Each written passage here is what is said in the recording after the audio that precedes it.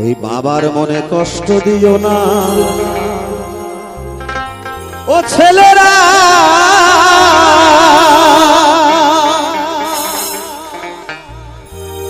বাবার মনে কষ্ট দিও না ও ছেলেরা, বাবার মনে কষ্ট দিও না।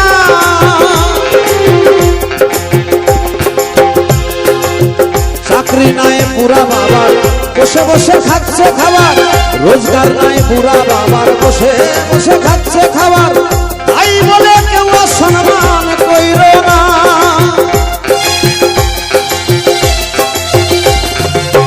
ভালো করে দেখো ভেবে তুমি একদিন বুড়া হবে,